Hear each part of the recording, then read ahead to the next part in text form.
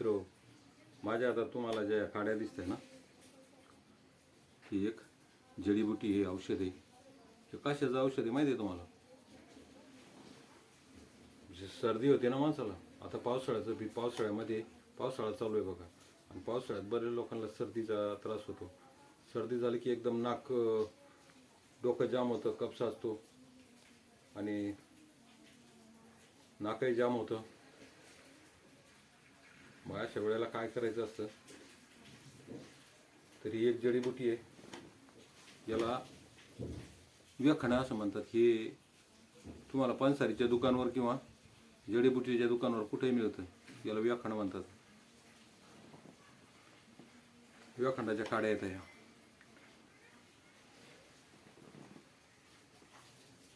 याच व्यखंडाची काडी एवढी जर घेतली, याचा तुकडा हे कुटून ठेवायचा, याचं पावडर बनवायचं. जरासं सर्दीसाठी जबरदस्त इलाज आहे.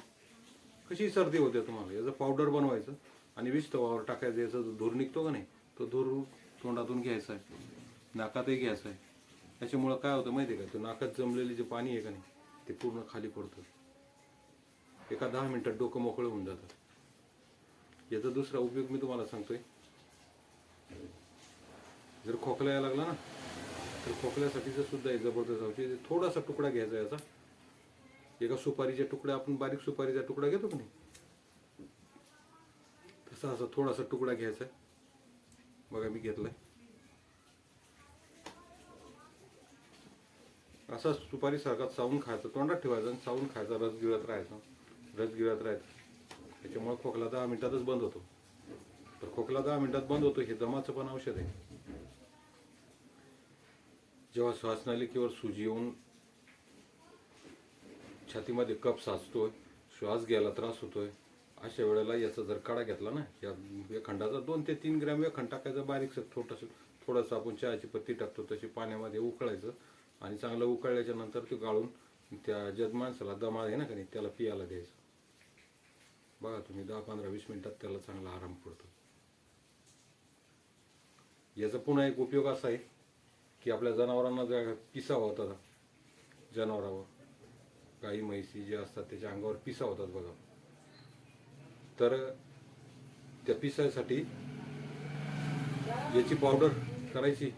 आणि हे साधारण छटाकभर जरी असला तर 1 लिटर पाण्यामध्ये छटाकभर वेखंड, 10-20 रुपयाचं मिळतो, जास्त काही महाग नसते. एक छटाकभर जरी वेखंड आणला तुम्ही, तर छटाकभर वेखंडामध्ये 1 लिटर पाण्यात ती पावडर करून टाकायची. दिवसभर त्याच्यामध्ये राहू द्यायची. 8 ते 10 घंटे जवळपास त्या पाण्यात ठेवायची, आणि ते पाणी जनावराच्या अंगावर शिपडायचं, स्प्रे करायचं. पंपानं कशाने, ते स्प्रे पंप असतो की नाही, त्याने तुम्ही शिपू शकता.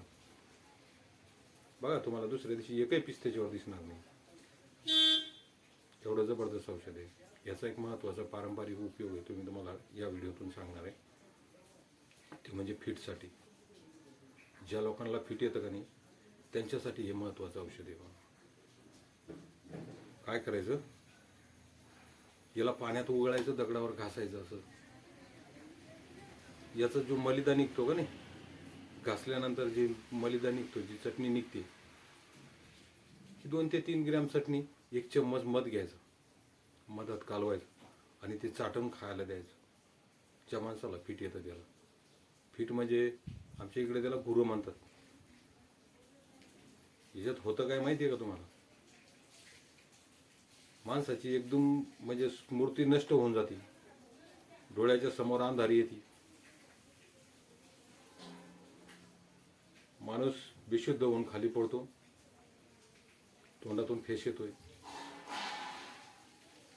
हे बरेच लोकांना हे आजार आहेत. याला काही हलक्यात घेऊ नका. थोड्या वेळाच्या नंतर तो जो माणूस आहे तो पूर्ववत होतो, पण या आजाराला हलक्यात घेऊ नका. कुठं बाहेर ठिकाणी असतो आपण, प्रत्येक वेळेस त्या माणसाच्या सोबत नसतो. कुठं पाणी पाहू नये त्या माणसाला असं होतं, कुठं आग पाहू नये तसं होतं. पण कुठं जर आगीच्या पाण्याच्या ठिकाणी, एखाद्या कुण्या अवघड ठिकाणी जर तो माणूस असेल आणि त्या ठिकाणी जर त्याला हे फिट आलं, तर म्हणणं त्या माणसाला, बऱ्याच लोकांचा असं जीव पण जाऊ शकतो याच्यामध्ये. आणि अशा घटना घडलेल्या आहेत. त्याच्यामुळे सांगतो, याला वेखंड म्हणतात. हे उगाळायचं आणि 2 ते 3 ग्रॅम थोडंसं कसं ती मैदान त्याचा निघतो, ती उगाळलेला जी चटणी असते, पेस्ट असते ती उगाळलेली ती घ्यायची, 1 चम्मच मध घ्यायचा आणि त्या मधामध्ये कालवायची आणि त्याला ती चाटून चाटून खायला द्यायची. चाटून खाल्ल्याच्या नंतर काय होतं माहिती आहे का, पण आपण जोपर्यंत हा प्रयोग आपल्याला 7 ते 8 दिवस करायचा आहे. सकाळ संध्याकाळ 2 टाईम द्या ना. पण त्याला आहे ना जेवायला दूध आणि भात हे नेहमी त्याला जेवायला द्यायचं. दूध आणि भात सकाळी जर तुम्ही औषध दिलं त्याला तर त्याला दूध आणि भात, थोडासा तरी दूध आणि भात त्याच्या जेवणात असला पाहिजे. सकाळचं जेवण त्याला दूध भातच द्यायचं.